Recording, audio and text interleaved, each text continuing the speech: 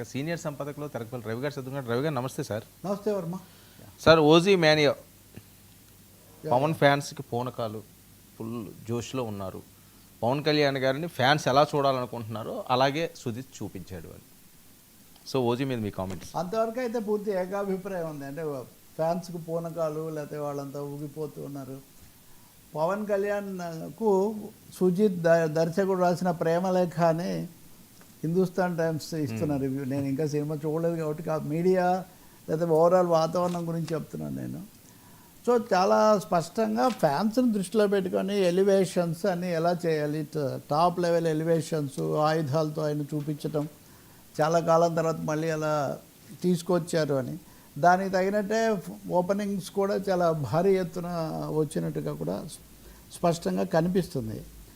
Fans ఇంకా రెచ్చిపోయి ఎక్కడికక్కడ మాట్లాడుతున్నారు. ఒకటి రెండు చోట్ల చిన్న చిన్నవి జరిగినా కానీ అపశృతులు, మొత్తం మీద ఆ పర్పస్ అయితే నెరవేరింది. అది ఆ విషయంలో చూస్తే హరిహర వీరమల కంటే ఓజీ ఇంకొంచెం స్కోర్ చేసినట్టుగానే కనిపిస్తుంది. But at the same time చూస్తే తర్వాత ఇది సస్టైనబిలిటీ ఏంటి అని రివ్యూస్ అప్పుడే వస్తాయి కదా సహజంగా రాత్రి నుంచి. చూస్తే మటుకు ఎలివేషన్ అనేది టాప్ లెవెల్. ఎలివేషన్కు ఇచ్చినంత ప్రాధాన్యత స్టోరీ లైన్కు ఇవ్వకపోవటం అన్నది కొంచెం వెలితిగా ఉంది. అలాగే స్టార్డమ్ చాలా ఎక్కువగా ఉంది. ఇమ్రాన్ హష్మి, ప్రకాష్ రాజ్ ఇంకా చాలామంది ఉన్నప్పటికీ కూడా ఇంతమందిని ఎక్కువైపోయినట్టుగా పదార్థాలు ఎక్కువై ఇదైన పద్ధతిలో దర్శకుడు ఇంకొంచెం జాగ్రత్త తీసుకొని ఉంటే బాగుండేది వీళ్ళందరినీ ఉపయోగించుకోవడానికి. పవన్ మటుకు మ్యాక్సిమం చేశాడు తన వీళ్ళని సంతృప్తిపరచడానికి అనేది చెప్తూ ఉన్నారు. కాబట్టి కథాంశం ఆ విషయం పక్కన పెడితే మటుకు కథానాయకుడు ఓకే, కథానాయకుడు కథ రెండు ఉంటాయి కదా. సో కథాగమనము ఆ నడక దాంట్లోకి వచ్చేసరికి ఒకటి రెండు రోజులు నడిస్తే కానీ ఇది మనకు పూర్తి తెలీదు. అందుకని మిక్స్డ్ రివ్యూస్, మిక్స్డ్ టాక్. ఇది ఒకరని కాదు, మొత్తం అందరూ, నేను ఇప్పుడు అవన్నీ అదే ఉన్నాయి కానీ ఎక్కువ మంది వెలిబుచ్చిన అభిప్రాయం అది. అంటే అసలు పవన్ కళ్యాణ్ మీద ఉన్న ఒక విమర్శ కూడా అది. స్టోరీ లైన్ దానికి సంబంధించి చివరి దాకా వెళ్ళటం, పవన్ ఎవరి మాట వినడని, తన సినిమాలు ఇలా ఉంటే తన ఫ్యాన్స్కు నచ్చుతాయని. ఆయనకున్న పెట్టుబడే ఫ్యాన్స్ క్రేజ్ కదా ప్రధానంగా.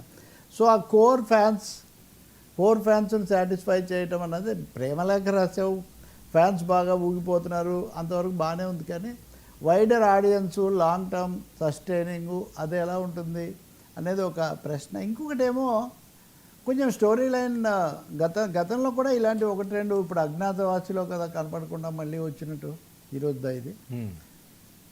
ఇంకోటేమో ఇంకో సినిమా కూడా ఉంది, I think Teenmaar, Hindi actor వేస్తాడు కదా, ఆ గ్యాంగ్స్టర్ దగ్గర నుంచి ఈయన విడిపోయే ఒక దశలో మళ్ళీ అమ్మాయి దగ్గరికి రావటం, ఇదంతా దాదాపు ఈ లక్షణాలు కొన్ని ఈ సినిమాలో మిక్స్డ్గా ఉండటం కూడా. అంటే పవన్కు నేను గమనిస్తున్నంతలో ఆయనకు ఒక రెండో మూడో స్టోరీ లైన్లు ఇష్టం.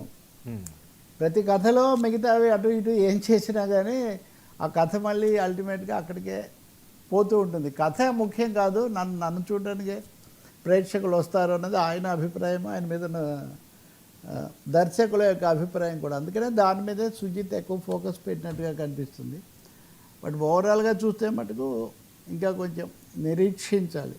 ఓపెనింగ్ వరకు పర్పస్ నెరవేరింది. ఇది బహుశా కల్కి కూడా దాటిపోతుంది. ఇది వరకు వచ్చింది 1.9 ఓపెనింగ్ అయితే కనుక, ఇప్పుడు ఇది 2 కూడా దాటుతుంది అనేది క్లియర్గా కనిపిస్తుంది. సో రెండు ఆస్పెక్ట్స్ ఉన్నాయి ఇక్కడ. మీరు కూడా సమీక్ష, మీరు కూడా కామెంట్ చేసినట్టున్నారు కదా.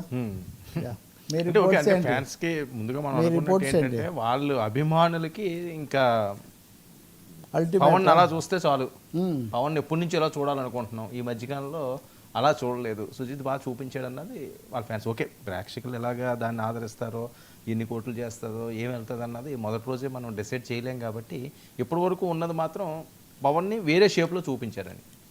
యా అంటే వాస్తవంగా ఇది ఈనాడు రివ్యూ ఇది. వీళ్ళు ఏమంటారంటే ఇంకా కొంచెం, కాకపోతే సినిమా చూస్తున్నంతసేపు ఇవేవి గుర్తుకు రాకుండా ఎలివేషన్స్ అలరిస్తుంటాయి అనేది ఒకటి.